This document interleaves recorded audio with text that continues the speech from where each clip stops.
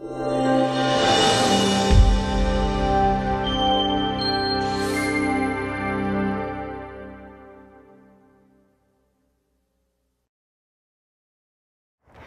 everybody, and welcome to November City Scene. Clearly I'm not in my usual spot, but I'll talk about why I'm here a little bit later on. This month we're going to talk about a couple of construction projects, the importance of the flu shot, and how some kids can meet Santa at the zoo.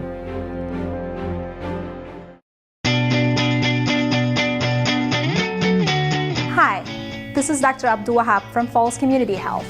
I'll be talking about exercise in diabetic patients. Before starting any exercise regimen, please talk to your primary care provider. Walking for 20 to 30 minutes 4 times a week will lower your risk for cardiovascular events such as ischemic heart disease and stroke. For any questions, please contact your physician or Falls Community Health. Would you drive at 60 miles per hour the length of a football field while blindfolded? Have you driven at 60 miles per hour and checked a text message? If you said yes to the second question, then you're guilty of the first question too. By taking just a few moments to look at your phone to see who's calling while traveling 60 miles an hour, you will cover more than 100 yards while looking at your phone. Save a life. Save it for later. Brought to you by the City of Sioux Falls. Up first on City Scene, we're going to talk about a fairly serious subject. Overdosing with prescription medications has become an epidemic in our country. Luckily, Sioux Falls Fire and Rescue have a new tool to handle these issues. Hi, this is Division Chief Steve Fessler with Sioux Falls Fire Rescue. And today we're talking with Amy Marsh, our EMS educator. First of all, I want to congratulate her on being awarded the South Dakota EMS Instructor of the Year Award. Well, congratulations. Thank you. It was a great honor over the weekend to receive that. Yes. What we're talking about today is naloxone, or better known as Narcan. What is that? Well, you know, we hear the term Narcan out in the community and across our news networks across the country. And what it does is actually we have an epidemic going on with the misuse and overuse of prescription medications for pain relievers specifically. And they're using them both for prescription pain relief, but also for recreational use. And so this device actually will allow, and this medication will allow us to reverse the effects of that so that those individuals, we save their lives. So tell me a little bit more of how this works. Well, what the device actually does is when the person has too much of a pain relieving type drug, but opioid is probably what a lot of people have heard in the news recently, that can take and depress the amount of ability of the person to breathe, and can actually, when they stop breathing, can cause them to go into even cardiac arrest. And so what this device does is, and this medication will allow you to reverse the effects of that medication, and hopefully then those individuals will start breathing and have a good success rate of no long-term issues.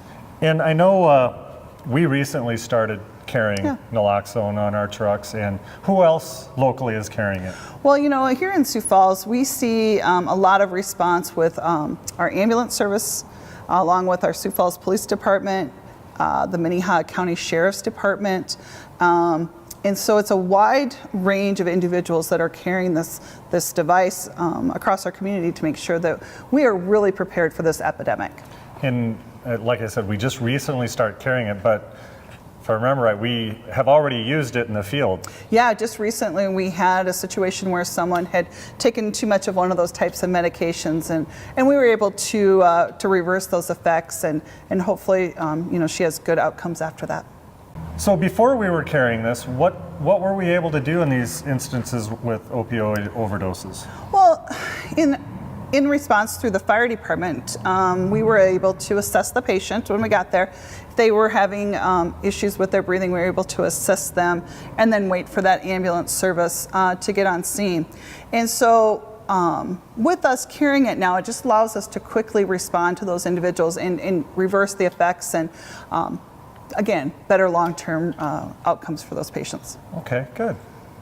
So in addition to our local first responders, is there any place else the public can get this? Well, you know, with that opioid epidemic across the country, a lot of communities have been able to access this Narcan at their local pharmacies. And so we even recommend, if you have a family member that you're concerned about, that we would definitely go ahead and contact your local pharmacy or your local physician to see if they have that available if you'd like to keep it stocked in your own home. Okay. With 65 to 70% of the calls we go on being EMS, this is just one more tool that we have to help combat the opioid epidemic. So if you'd like more information on naloxone, contact your local physician. Hi everyone. I'm sure you're wondering why I'm sitting here in a doctor's office. Well, I'm about to do something very important, so pay attention. I'm going to get my flu shot. I'm sitting here with Dr. Tingley. Yes. Hi. Thank you so much. Yes, you're welcome. So I have been very good, and I've gotten my flu shot every year for as long as I can remember. Perfect. But let's talk a little bit. Should everybody get a flu shot? Yeah, pretty much everybody should get a flu shot. So when you said as long as you can remember, anybody older than 6 months old should be getting their flu shot. Okay. So it's something that you should do once a year around this time of the year when flu season is kind of ramping up and kicking up. There are certain populations of people that maybe shouldn't get their flu shot. Very, very few people though. It would be people with an egg allergy. Okay. Yep. And some people with certain medical conditions, or if they have an allergy to the flu shot. I didn't know that existed. It can. It's very, very rare. But again, if you have any concerns about things like that, you should talk to your doctor about it. But beyond that, everybody should get a flu shot. Okay, now you said 6 months and older. Do they get the same shot that I just had? Yep. Wow. There is another version of the flu shot that sometimes is given to elderly population. Okay. But for the most part, a 6-month-old adult, you're all gonna get the same sort of vaccine with the same viruses in it. Same viruses in it. Okay. Well, I didn't even notice it. Yeah, you can't even feel it, can you? She came in and she left. That was an absolute piece of cake. Yeah, they're very easy to get, and it's so important. So we've talked about who needs it. Yep. It's a once a year shot. Yep. Is it always this time of year? Yep. Usually in the Dakotas, we start giving flu shots around late September, October, November.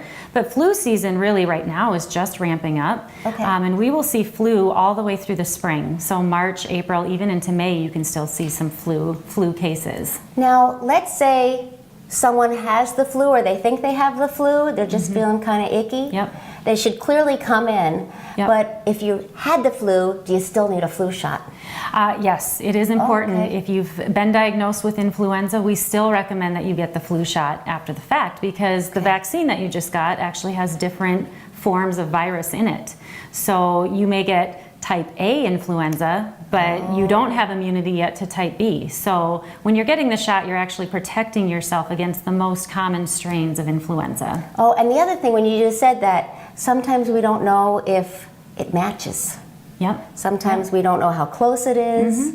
So I'm hoping this is a good match We hope to so the ones too. that are Yeah. coming out. Yeah. Well, We we've hope so talked too. about that. Yeah. Now let's talk about flu fit. Let's talk about flu fit. Okay, explain what that is. Yeah. So people may have heard this movement of flu fit. And what this is we're trying to raise awareness, obviously getting your flu shot, really important around this time of year. Check. But the other part, we'll see if you have the other part. Okay. Yeah. Would be a colon cancer screening. Okay. And FIT is a type of colon cancer screen that people can have once a year. So it's a little bit different form of testing where you don't have to go in and do the colonoscopy, which involves some preparation. It involves taking time off work. Yep. A FIT kit is something you can take home and you can actually do the test yourself at home, send it into your doctor's office, and they will let you know if you are at increased risk of colon cancer or not. Okay. So flu fit is something that we try and bring up every year in the fall because people are already coming in their flu shot and then they could get their fit kit. And you have their attention. Yeah, they're being held right here They have their attention. to get their shot. So colon cancer screening though, 6-month-olds don't need colon cancer screening. So we know that most people any age needs a flu shot. Colon cancer screening is really intended for people over the age of 50. Over the age of 50. Yep. Now certain populations, if there is a family history of colon cancer, they're probably going to need to get screened earlier than age 50. But once a person hits age 50, they should be getting screened for colon cancer every year if you're using the FIT test, or every 5 or 10 years depending on what your colonoscopy looks like at the time it was done. Now, the fit test, is that something you can just go to the drugstore and pick it up, or is it something your physician gives you? Yep, it is something that your physician gives you because it has to be tested in a laboratory. And so you'll take the kit home with you, you'll do the test. It's actually very, very simple. Send it back into the physician's office because then the test is ran in the lab. A little bit awkward for everybody. Yeah. Quite frankly, a little bit of embarrassment could save your life. It could save your life. Okay. And detection is key to surviving pretty much any cancer, but especially colon cancer. It's very, very easily treated if you can catch it in the early stages. Yeah. Appreciate it. Thank you, Dr. Yeah, Taylor. thank you. Coming up after the break, you know we couldn't have a city scene without some updates on city construction projects. 30 seconds. It's the amount of time this public service announcement will last, and it's the amount of time on your commute that you may be slowed down in a cone zone. These city employees are working hard, and all they ask in return are two simple things. Number 1, stay alert. Number 2, slow down. They all want to get home to their families too, and your patience is greatly appreciated. When you see amber flashing lights or orange traffic cones, stay alert and slow down.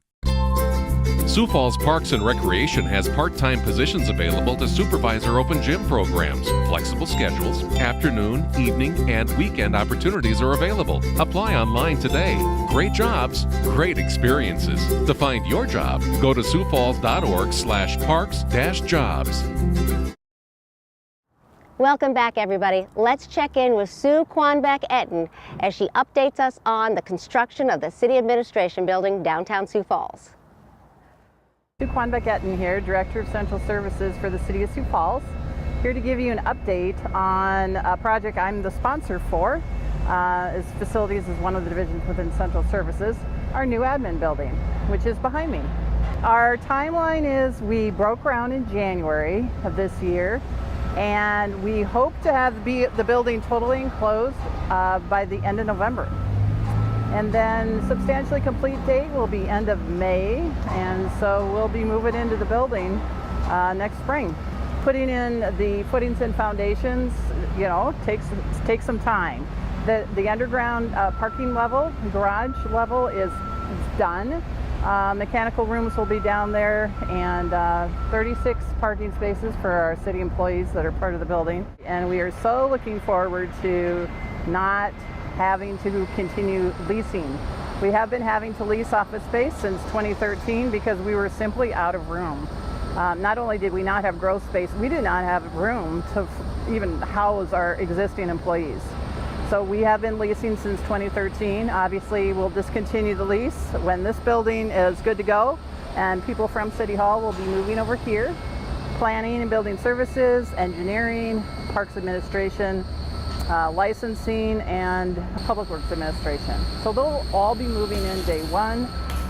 And then over at City Hall, we have been investing in the future of that building also. It's over 80 years old, and it just needed some real basic things to happen, which we have been taking care of over the last 7 years. So replacing the HVAC system, putting in a new elevator, putting in new windows, tuck pointing the entire building. I mean, all of these things very necessary, which will ensure that that building is viable for the next several decades as well. Seeing the steel beams go up was pretty darn exciting because for the first 5-6 months, it was all the underground work that had to be done, which is great, but you know, not very exciting to be able to see from the street side what was going on in there. So now that that part is all taken care of, steel beams, the vertical structure taking place, and then just in the last several weeks, starting to put up the siding and the masonry. So very exciting. Once the building is enclosed, which will be in the next month or so, then everything can get going full bore in terms of the internal part of the building. Obviously, walls will need to be built, floors will need to be finished out, furnishings at some point will need to get moved in. So when you enter in from the street side here on Dakota Avenue, you'll come into a nice inviting lobby area with a 3-story atrium. And the first thing you'll see in front of you is a nice, large customer service counter that will be where you will go to take care of your business with the City of Sioux Falls. So You know, there will be times when you need to enter into a conference room or something like that. For the most part, though, a lot of work will take place at that customer service counter. So very convenient for the public. Thanks, Sue. As one project continues on, let's check in with Mike Patton as we hear that one project is finally done. My name is Mike Patton. I'm Park Development Specialist with the Parks and Recreation Department, and I'm here today to talk to you about the recently completed reconstruction of the trail between Minnesota Avenue and Cliff Avenue, which runs through Spencer Park and Tomar Park. It's one of our most popular sections. It averages about 250,000 or more users annually. We count that with trail counters automatically, and that ranges about 30% pedestrians to 70% cyclists each year. The trail in that section was narrow in spots. It had some limited sight lines, and it also had some drainage issues that caused problematic flooding from time to time. So the extent of this project was to open up the trail, provide better sight lines, a 12-foot clear path, smooth surfaces for cyclists, pedestrians, rollerbladers, skateboarders, basically all users of the trail. We completed the project in 2 phases. Like I mentioned, it's one of our most popular sections, so our goal was to minimize impacts to the trail users in this area. We did the first phase, which ran from Minnesota Avenue, connected into Yankton Trails, to the connection spur going into Tomar Park. We completed that in early spring of this year, and then we opened back up the trail throughout this area for the majority of the busy summer months. And then we completed the second phase running through Spencer Park by the end of October. In this particular section, it's one of the lower lying areas of the bike trail system, and it does receive periodic flooding from time to time. And because of that, we attempted a new construction method incorporating Portland cement into the sub-base underneath the trail section. And what this does is it solidifies the existing soils into a harder, more tolerable surface, and will hopefully reflect in longevity with the trail and a smoother ride going forward. It's a newer construction method. It's typically used in highway construction, but because of the saturated soils in this area, we thought it would be a good area to attempt this new method. I can tell you we saw significant use of the trail even before we opened it back up to the public. Like I mentioned, it's one of our most popular sections, so people sort of found their own detour through the construction zone as we were replacing the trail. It's very popular, and if you went down there right now, you'd see many users on the trail. The most popular areas of the trail run from Yankton Trail to Cherry Rock Park. This area is a lower lying area, and it runs through many community parks, including Yankton Trail, Spencer, Pasley, Riverdale, Rotary, and Cherry Rock. This area typically gets in the neighborhood of 800,000 users annually, and that's by far our most popular section throughout. And completing this trail, this section of trail that runs through Spencer, the entire trail between these areas is now 12 foot wide and recently reconstructed. Well, we realized that the trail is one of our most popular and used amenity in the park system. We're always looking for creative ways to bring people down into the trail system, whether that be neighborhood spurs, connection to parks, or just on-street locations for people to enter and recreate on the trail system. As we move forward, we're continuing to plan for future spurs and looking to connect the majority of our parks through the trail system. Thanks, Mike. You know, it's pretty chilly out here, and pretty soon we're going to start seeing some snow. Let's tune in as Galen Huber tells us how to see some of those winter storm warnings and gives us some very important driving tips. You know, it's always like when the first snow falls in Sioux Falls, people kind of forget about the driving conditions and the road and the slickness of the road at times, and so you just have to start thinking about winter and winter driving. So leave a little bit earlier in the morning if there's any type of precip that's coming down. Give yourself plenty of time. Leave some room in between vehicles. Those are all good driving techniques to take with you all the way through the winter months, so that you don't have any accidents and you have a good trip throughout town. First of all, when there's a snow alert, and that basically means that we're going to plow out the entire town, we're going to go be on every street. There's a couple quick, easy ways for you to get that information. You can sign up through siouxfalls.org and sign up your email account at your desktop. Or if you want to get it to your smartphone, you can sign up and get it to your smartphone. We send it out several different ways. We send a press release out to all the media, and that includes our city link, and it also includes our webpage. So when we're in a snow alert, the information will be scrolling across the city link channel. It will be on our siouxfalls.org channel. We'll send it out to you by email. We can send it out to you as a text message. And all the media usually carry it really well, letting you know that we're in a snow alert conditions. Normally when we come out with a snow alert, we provide plenty of time for you to prepare for it and get your vehicle off the street. We let you know that we have 3 zones within the city of Sioux Falls on how we plow out the city. We let you know when we're going to be in each of the 3 zones so that you can be prepared to get your vehicle removed from the street. Again, this year we're going to be using snow gates citywide, and that should help alleviate the snow from your driveway. It's not going to eliminate all the snow. If we get, like last year, when we get snows over 6 inches, it's too much snow for us to trap when we put the gate down, and it goes around the outside of the snow gate or over the moldboard. So there will be snow in your driveway. It's just going to be less than what it normally would be if we weren't using a snow gate. If the vehicles are off the street, it makes it quicker for us to get the job done, and we're not out there in your way. And it also provides a little bit safer travel for our operators. There's a lot going on when an operator is using a snow gate. He's looking for a lot of different things out there, including your driveway.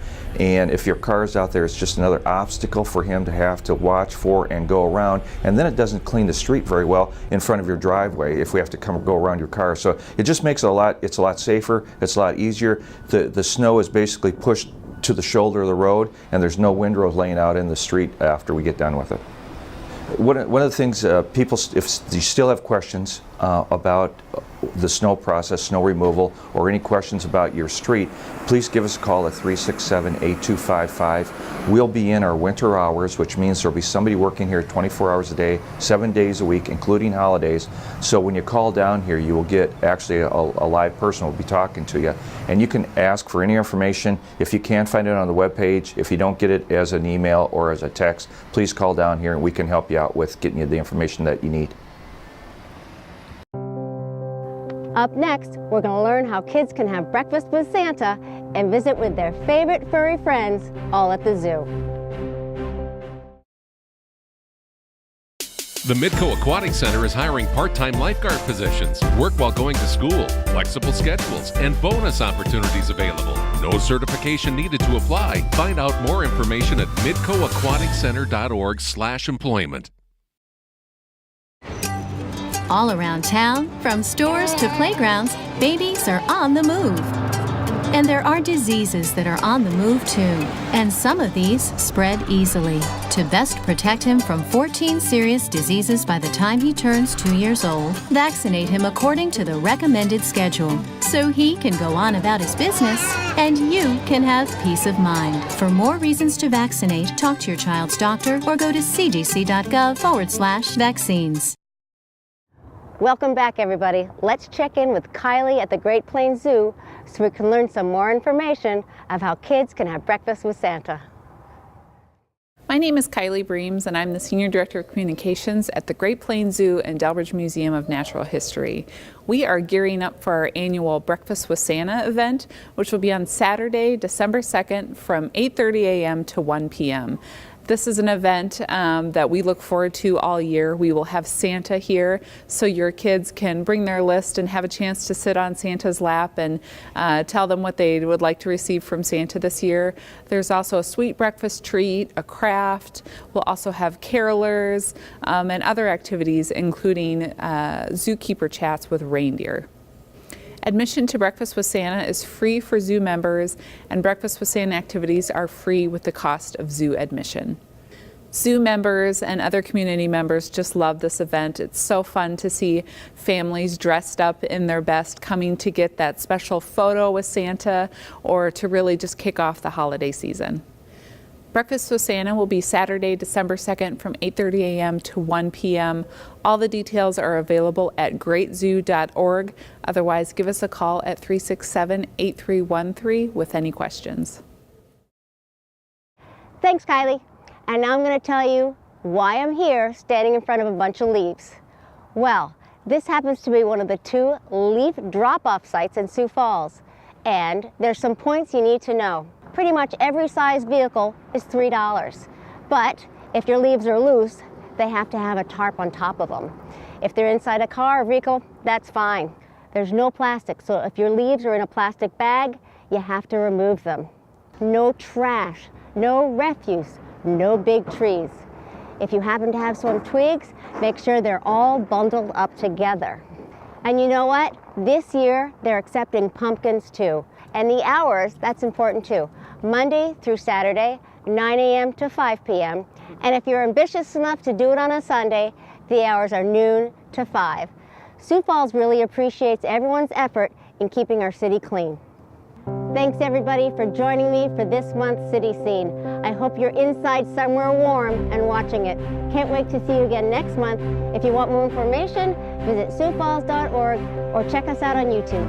Thanks for joining me.